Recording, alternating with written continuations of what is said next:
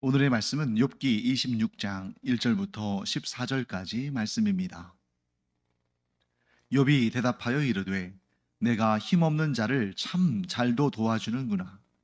기력 없는 팔을 참 잘도 구원하여 주는구나. 지혜 없는 자를 참 잘도 가르치는구나. 큰 지식을 참 잘도 자랑하는구나. 내가 누구를 향하여 말하느냐?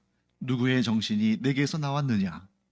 죽은 자의 영들이 물밑에서 떨며 물에서 사는 것들도 그러하도다. 하나님 앞에서는 스올도 벗은 몸으로 드러나며 멸망도 가림이 없음이라. 그는 북쪽을 허공에 펴시며 땅을 아무것도 없는 곳에 매다시며 물을 빽빽한 구름에 싸시나 그 밑에 구름이 찢어지지 아니하느니라. 그는 보름달을 가리시고 자기의 구름을 그 위에 펴시며 수면의 경계를 그으시니 빛과 어둠이 함께 끝나는 곳이니라. 그가 꾸짖으신즉 하늘 기둥이 흔들리며 놀라느니라. 그는 능력으로 바다를 잔잔하게 하시며 지혜로 라합을 깨뜨리시며 그의 입김으로 하늘을 맑게 하시고 손으로 날렵한 뱀을 무찌르시나니 보라, 이런 것들은 그의 행사의 단편일 뿐이요 우리가 그에게서 들은 것도 속삭이는 소리일 뿐이니 그의 큰 능력의 우레소리를 누가 능히 헤아리랴. 우리가 지금 앞에서 빌닷의 말을 들었습니다. 자, 3라운드에 걸쳐서 욥의 친구들이 욥을 꾸짖고 또 때로는 정죄하고 또는 그에게 돌이켜서 하나님께로 돌아오라고 자기의 잘못을 회개하고 하나님 앞에서 엎드려 사죄하라고 이렇게 권면도 하는 내용을 보았습니다. 그리고 이제 오늘 이 본문의 말씀은 그 빌닷 곧 3라운드의 마지막 권면, 마지막 그 친구들의 말이 끝난 다음에 이제 욥이 자신의 마음을 토로하는 거죠. 자, 1절부터 4절까지 말씀 보시면 굉장히 지금 욥이 마음이 상해했다는 것을 알게 되죠. 자, 뭐라고 말합니까? 너희가 정말 나를 도와주려고 그렇게 하는 말이냐? 내가 이렇게 기력이 없어서 축 늘어졌는데 나를 구원한다고 하는 말이냐?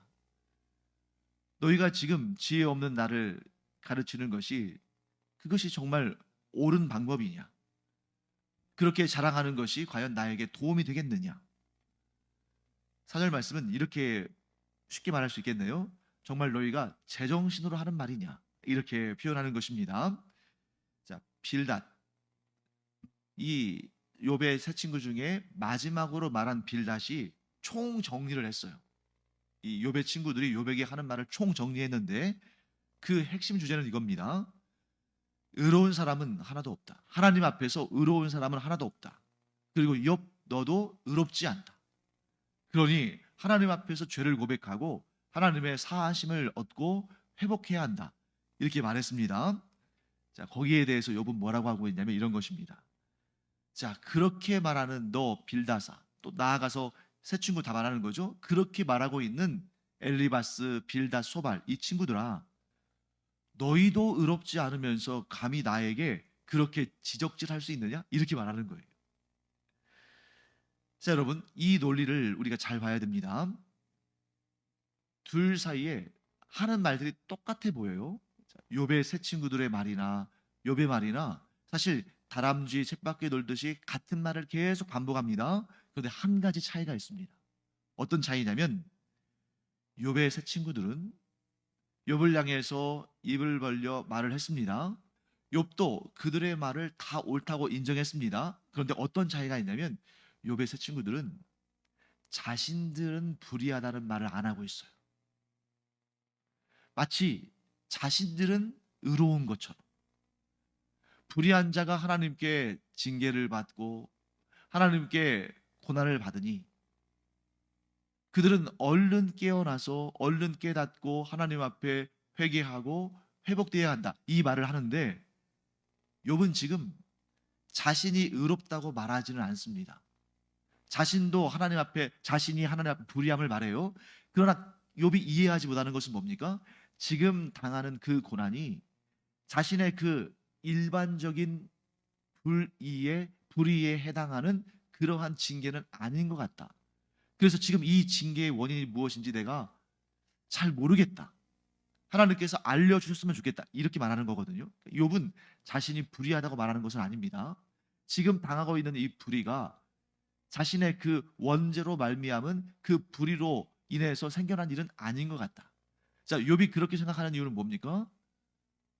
욥은 자신이 상대적으로 의로운 자라는 걸 알거든요. 반면에 욥의 그 상대적인 의에 비해서 상대적으로 더 불의한 자들도 지금 욥이 당하고 있는 이런 고난은 경험하고 있지 않잖아요. 그러니까 내가 불의하지 않다는 것이 아니라 감히 하나님 앞에서 의로운 자가 누가 있겠느냐? 내가 하나님 앞에 불의하다는 거 안다. 하지만 지금 내가 경험하고 있는 이 고난은 그런 불의의 결과로 주어진 것 같지는 않다. 왜요? 하나님은 욥보다 훨씬 더 불의한 자도 욥보다 훨씬 더 불의한 자에게도 은혜를 베푸시고 긍휼을 베푸시잖아요. 그런데 반면에 욥의 세 친구들은 어떻습니까? 의에 대해서 말합니다. 또 불의에 대해서 말합니다. 하나님은 그 불의에 대해서 반드시 징계하신다고 말합니다. 그런데 자신들은 그 범주에 놓고 있지 않아요. 자, 여기에서 우리가 뭘 알 수 있냐면 상대주의의 함정에 대해서 우리가 알게 됩니다. 상대주의의 함정. 지금 욥은 고난을 당합니다. 그러니까 자기가 고난을 당하고 있으니까, 극심한 고난을 당하고 있으니까 자기가 불의하다는 말을 할 수밖에 없어요. 자기가 불의하다는 것이 이 고난을 통해서 더욱 드러납니다. 반면에 욥의 세 친구들은 어떻습니까? 지금 고난을 당하고 있습니까? 당하고 있지 않습니까? 욥이 당하는 고난만큼 당하고 있지는 않죠. 그러니까 상대적으로 자신들이 더 의롭다고 생각하기가 쉽다는 거예요. 이 상대주의의 함정. 그래서 이 상대주의의 함정에 빠지게 되면 어떤 문제가 생기냐면 나보다 더 악한 자, 나보다 더 고난을 당하는 자, 그들과 비교하면서 자신은 상대적으로 불의하지 않고 의롭다고 생각할 위험에 빠진다는 것입니다. 조금 더 쉽게 구체적인 예를 들어보겠습니다. 여러분, 뉴스만 보면 항상 거기에 뭐 사실 좋은 얘기도 나옵니다만, 좋은 얘기 이런 우리가 참 박수칠 만한 이야기들, 이런 것들은 아마 한 20%, 10%도 채 안 나올 거예요. 대부분 한 80% 이상은 어떤 내용입니까? 범죄, 불의한 일들, 이런 거 아닙니까? 그러면 이런 뉴스를 볼 때에 사람들 안에 어떤 생각이 드냐면 바로 이 상대주의의 함정에 빠져서 나는 의롭다, 나는 저런 불의를 행하지 않기 때문에, 나는 저 정도로 악을 행하지 않기 때문에 나는 의롭다. 그러면서 무슨 얘기합니까? 법 없이도 살 수 있다. 나는 법 없이도 살 수 있는 사람이다. 나만큼만 살면 이 세상이 정말 얼마나 좋아지겠는가. 이 세상은 공의로운 세상이 될 것이다. 정의가 펼쳐질 것이다. 그런데 여러분, 정말 그 사람 말처럼 이 세상에 법 없는 상태가 되면 그는 정말 의를 지키고 정말 하나님 앞에 부끄러움이 없는 그런 삶을 살까요? 그렇지 않을걸요. 우리가 가끔 미국에서 뭐 이렇게 흑인들 폭동이 일어나거나 무슨 뭐 사회적인 그런 혼란이 일어날 때 제일 먼저 나오는 장면이 뭐냐면 대형 마트에서 막 물건을 훔쳐 나오는 사람들 나오잖아요. 그래서 상대적으로 우리나 뭐 일본 같은 사회들은 상대적으로 그렇지 않을 거라는 걸 우리가 압니다. 하지만 정말 우리나라나 일본 같은 나라도 무법천지가 된다면 사람들이 안 그럴까? 상대적인 차이는 있을지언정 우리도 그럴 겁니다. 그래서 많은 사람들이 이 언론에 보도되는 그런 흉악한 범죄들, 사실 여러분 언론에 보도될 정도라면 정말 아주 극히 드문 케이스니까 보도하는 거잖아요. 뭐 일상적인 일들, 누가 뭐 거짓말했다, 누가 상대방에게 험담했다, 이런 거 가지고 뉴스 나오진 않죠. 뉴스에 나올 만한 일은 정말 드문 일이고 그것은 정말 우리 일상적으로는 별로 발생하지 않는 일입니다. 그런데 많은 사람들이 그렇게 언론에서 보도되어지는 흉악한 범죄 뒤에 숨어서 마치 자신은 아무런 문제가 없는 것처럼, 자신은 의로운 사람인 것처럼, 자신은 불의하지 않은 것처럼 그렇게 행세한다는 것입니다. 이게 바로 상대주의의 함정이에요. 그런데 문제는 뭐냐면 우리를 바라보시는 하나님은 상대적인 분이 아니라 어떤 분이에요? 절대적인 분이거든요. 우리의 하나님의 기준은 상대적인 기준이 아니라 절대적인 기준입니다. 그렇기 때문에 하나님 앞에 자신이 의롭다고 말할 수 있는 사람은 아무도 없어요. 그런데 여러분, 또 여기에서도 어려운 점이 나오죠. 우리가 성경을 보면 하나님께 의롭다고 칭찬을 받은 사람들도 있잖아요. 예를 들면 오늘 이 욥기에 나오는 욥, 대표적인 사람이죠. 하나님께서 뭐라고 하셨습니까? 심지어 사탄 앞에서 사탄에게 네가 욥을 주유하여 보았느냐? 그와 같이 내 앞에서 온전한 자가 또 없느니라, 이렇게 말씀하시면서 욥의 온전함을 인정하셨잖아요. 뿐만 아닙니다. 예를 들면 아벨 같은 사람, 가인이 죽인 아벨, 아벨이 하나님께 제사를 드렸을 때 하나님께서 그 제사를 기쁘게 연락하셨지 않습니까? 그건 뭘 의미합니까? 아벨을 의롭다 하신 것이거든요. 반면에 그의 형제 가인의 제사는 하나님께서 받아주셨습니까? 받아주지 않으셨습니까? 받아주지 않으셨어요. 거기에 그 본문에 왜 하나님께서 가인의 제사를 받아주지 않으셨는지 거기에 대한 구체적인 내용이 없어요. 단지 우리가 알 수 있는 정보는 아벨은 짐승의 제사를 드렸고 가인은 곡식의 제사를 드렸죠. 그것 때문에 어떤 사람들은 하나님은 짐승의 제사를 더 좋아하신다, 이렇게 판단하는데 잘못된 겁니다. 왜? 레위기의 율법을 보면 하나님께서 소제, 즉 곡식으로 드리는 제사를 기쁘게 받으시잖아요. 이유가 무엇인지 모르지만 아벨의 제사를 하나님께서 기쁘게 받으신 것은 그가 상대적으로 의로웠기 때문일 수 있겠죠. 누구에 비해서? 가인에 비해서. 그래서 여러분, 성경을 보면 아벨, 또 노아도 마찬가지죠. 노아, 아브라함, 또 다윗, 다니엘, 예레미야, 또 신약에 와서 그 사도들, 스데반 집사, 이런 사람들 하나님께서 의롭게 여기셨습니다. 그런데 여기서 우리는 성경에서 말씀하는 의롭다라는 개념을 분명히 우리가 정리를 해야 돼요. 왜냐하면 그렇게 하나님 앞에 의롭다고 여기심을 받은 사람들도 있지만 또 성경에는 뭐라고 기록되어 있습니까? 의인은 없나니 하나도 없으며. 자, 이렇게 두 가지가 서로 충돌하는 것처럼, 모순되는 것처럼 보이잖아요. 어디에서는 의인은 없나니 하나도 없다고 말씀하셨다가 또 이렇게 욥이나 또 이러한 믿음의 위인들에게는 또 하나님께서 참 의로운 자다라고 칭찬하시고, 성경에서 말씀하시는 의인에 대한 개념은 두 가지의 접근법이 있습니다. 두 가지로 접근해야 돼요. 첫째는 뭐냐면 당대의 의로운 자. 이런 표현 들어보셨죠? 노아는 당대의 의로운 자. 욥에 대해서도 마찬가지입니다.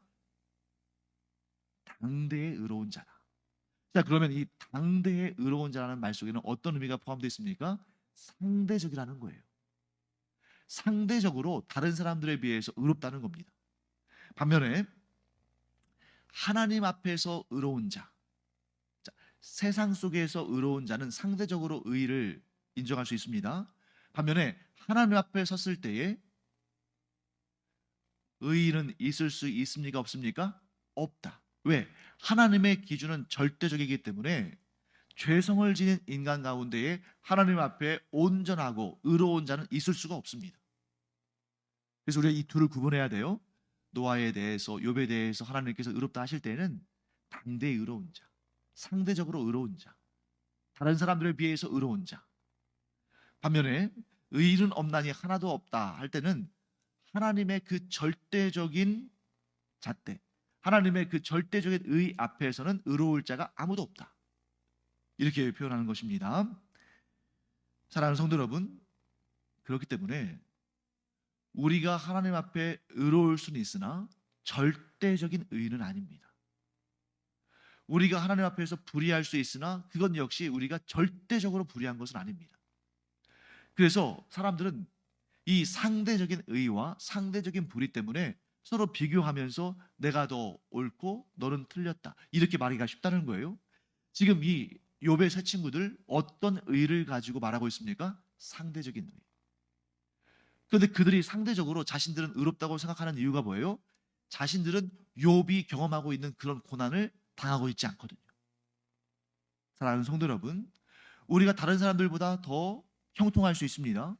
우리가 다른 이들보다 더 부유할 수 있어요. 우리의 자녀들이 다른 자녀들에 비해서 공부를 더 잘할 수도 있습니다. 그런데 그것이 우리가 하나님 앞에서 의롭다는 근거가 되지는 못해요. 아니, 내가 부유하면 얼마나 부유합니까? 나보다 더 부유한 사람도 있는 것 아니에요? 내가 공부를 잘하면 또 얼마나 잘하겠습니까? 어디를 가든 나보다 더 잘하는 사람이 있는 거 아니겠습니까? 그렇기 때문에 우리는 이 둘을 구분해야 된다. 내가 상대적으로 더 의로울 수는 있지만 하나님 앞에서 절대적으로 의로울 수는 없다. 근데 이걸 혼동하다 보니까 이 세 친구들이 욥에게 자꾸 하나님 앞에서 회개하라고 합니다. 그런데 자신들은 아니에요. 자신들은 의롭다고 생각하는 것입니다. 그래서 나중에 이제 욥기의 후반부에 가면 이 욥의 세 친구들이 하나님께 혼나요. 왜? 그들이 혼동했거든요. 그들이 상대적으로 의로울 수는 있지만 그렇다고 해서 하나님 앞에 절대적으로 의로운 것은 아니다. 그런데 마치 자신들이 욥보다 더 의로운 것처럼 그렇게 막 욥을 향해서 막 돌이키라고, 회개하라고, 네 잘못을 인정하라고 그러면서 자신들을 쑥 빠지잖아요. 여기에서 우리가 아주 주의할 내용이 있습니다. 특별히 저처럼 이렇게 설교를 하는 목회자나 또 여러분은 또 부모로서 또 가르치기도 하고 또 교회에서 또 누군가에게 또 가르침을 주기도 하고 또 이러잖아요. 이런 경우에 내가 누군가를 비판하고 훈계할 때 거기에 내가 포함되지 않는다면 그 비판과 훈계와 교훈의 대상에 내가 포함되지 않는다면 그것은 이 욥의 세 친구들이나 다를 바가 없는 것입니다. 나는 아무 문제 없는 것처럼, 나는 지금 내가 하고 있는 그 입 바른 소리의 대상이 안 되는 것처럼, 나는 하나님 앞에 의롭다고 인정받고 아무런 책망받을 거리가 없는 것처럼 그렇게 생각할 때 거기에 가장 무서운 함정이 있는 거예요. 사랑하는 성도 여러분, 내가 누군가의 문제를 볼 때에 그 문제를 통해서 나의 문제도 바라봐야 됩니다. 나도 자유롭지 않다는 것을 인정해야 돼요. 물론 상대적으로는 내가 더 잘할 수 있습니다. 하지만 하나님의 기준은 절대적이라는 것을 우리가 알므로 그 앞에서 우리가 교만해서는 안 돼요. 우리가 자녀들을 훈계할 때도 마찬가지죠. 나는 아무것도 문제가 없는 것처럼, 나는 그 시절에 전혀 그렇지 않았던 것처럼 그렇게 대한다면 자녀들에게 우리가 주는 교훈이 별로 와닿지가 않을 것입니다. 그래서 우리는 이렇게 하는 게 좋습니다. 나에게도 문제가 있는데 너에게도 그 문제가 있다. 그러니 이 문제를 우리가 이렇게 해결하면 좋을 것 같다. 왜? 내가 경험이 있으니까. 엄마가, 아빠가 혹은 목회자가 그런 문제에 있어서 걸려 넘어졌다가 또 회복되어지는 그러한 과정과 그러한 경험들이 있으니까 우리가 이 문제를 두고, 지금 네가 경험하고 있는 이 문제를 두고 이렇게 하면 훨씬 더 이 문제를 우리가 잘 극복할 수 있을 것이다.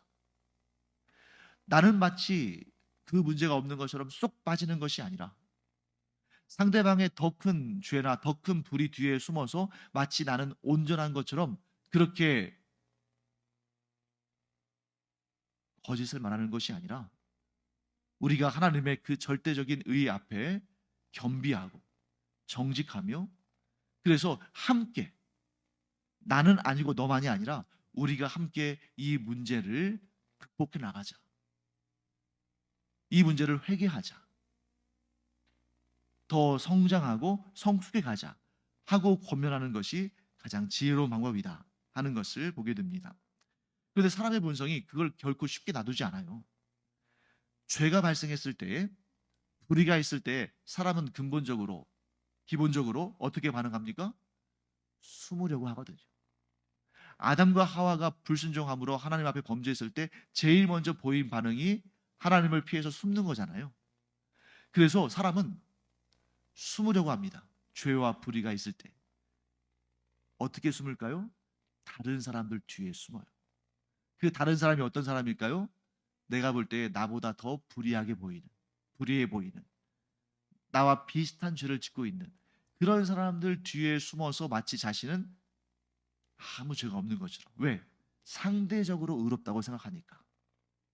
그게 바로 죄인의 본성이고 이것은 누가 가르치지 않아도 본능적으로 그렇게 합니다. 그래서 우리가 누구에게 잘못을 지적하면 쟤는 더 했는데요? 그렇게 말하죠. 그리고 누가 우리에게 잘못을 지적하면 인정하면서도 나 정도면 괜찮은 거 아닌가요?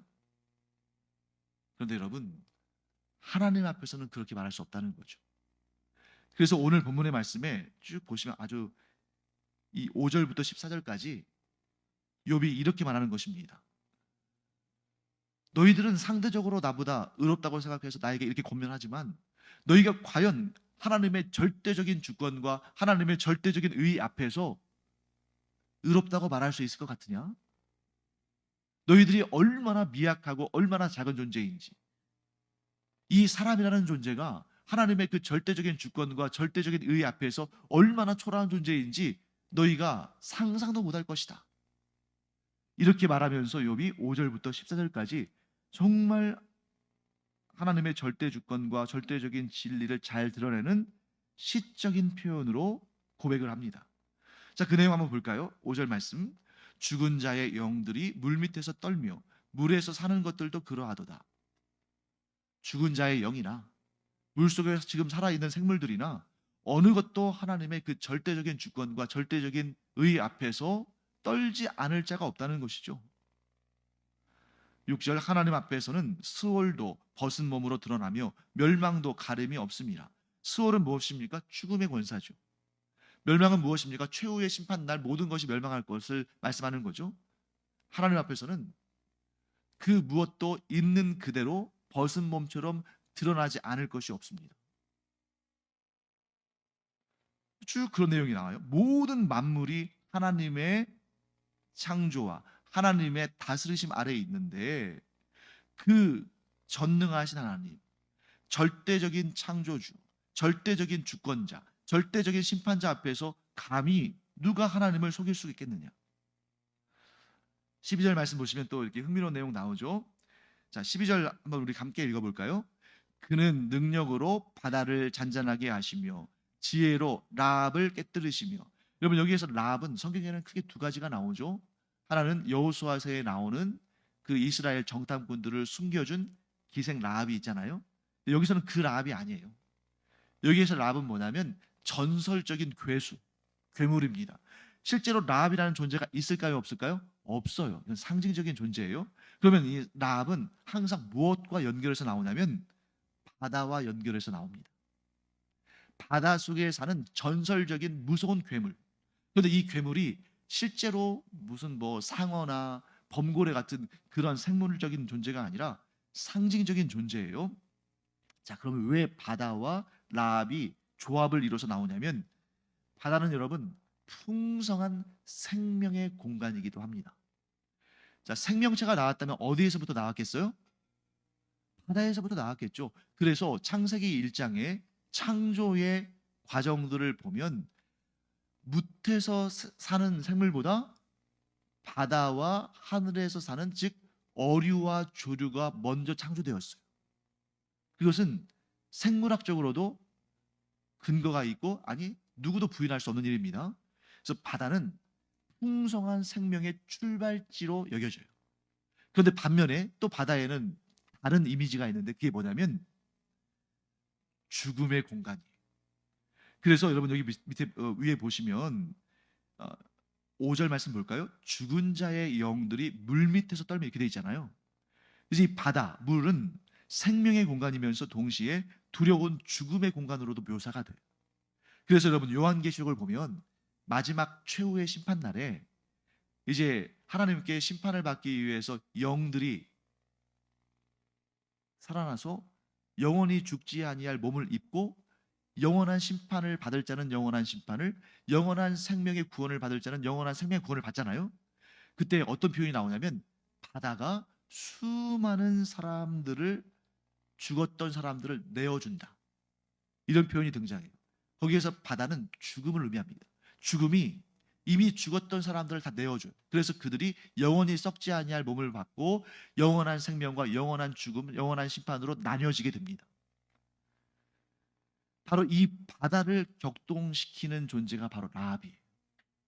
그러므로 라합은 이렇게 표현할 수 있습니다. 사망의 권세. 이 사망의 권세가 바다를 격동시키는, 그래서 사람을 죽음으로 몰아가는 그런 표현을 한 건데, 그 두려운, 그 무서운 풍랑이 있는 바다도, 그 바다를 풍랑을 일게 하는 그런 격동시키는 라합도 누가 잔잔하게 하시고 누가 깨뜨리십니까? 하나님이. 자, 그 다음에 13절도 한번 읽어볼까요? 그의 입김으로 하늘을 맑게 하시고 손으로 날렵한 뱀을 무찌르시나니. 자, 이게 다 시적인 표현들인데 12절에서는 바다와 라합이 나왔죠. 이게 하나의 조합이거든요. 13절에서는 뭐가 나왔습니까? 바다 대신 뭐가 나왔어요? 하늘이 나왔죠. 하늘과 날렵한 뱀이 나왔습니다. 여기에서도 어떤 조합이 있겠죠. 자, 바다에는 라합이 있다면 하늘에는 날렵한 뱀이 있습니다. 뱀 역시 상징적인 존재죠. 그래서 요한계시록에 보면 어떤 내용이 나옵니까? 사탄이 하늘에서 쫓겨나요.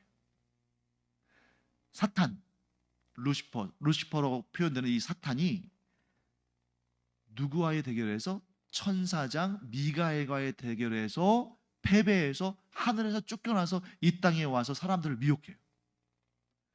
그러니까 이 하늘의 공간에 있던 날렵한 뱀, 곧 사탄의 세력도 하나님께서 그들을 무찌르신다.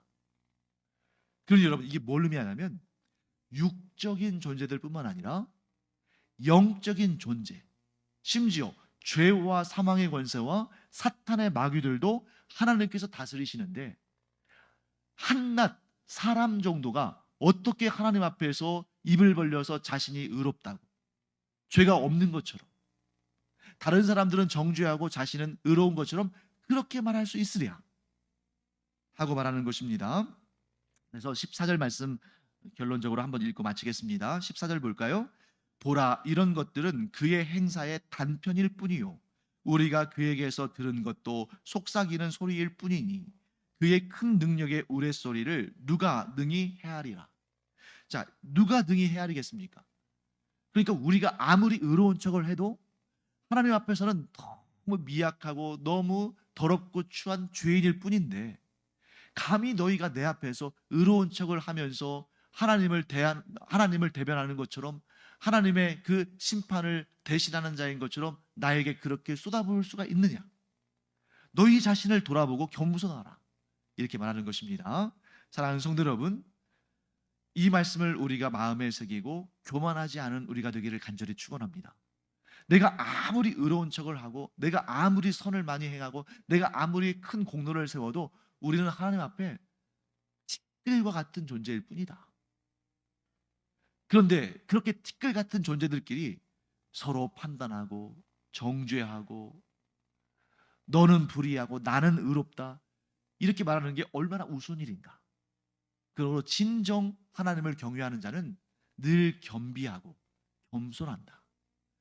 우리가 그렇게 주 앞에서 하나님의 크심과 우리의 작음을 알므로 항상 하나님 앞에 겸비하고 겸손함으로 하나님께 책망받지 아니하고 오히려 의롭다 여기심을 받는 그런 우리가 되기를 간절히 축원합니다.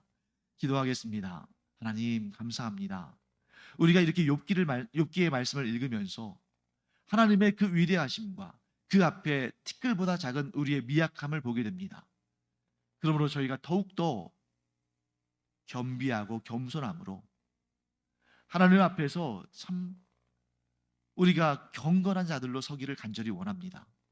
내가 무엇이나 된 것처럼, 내가 의로운 것처럼, 내가 불의하지 않은 것처럼 그렇게 교만한 삶을 살지 않음으로 말미암아 하나님의 은혜와 긍휼을 얻는 저희들 되게 하여 주시옵소서.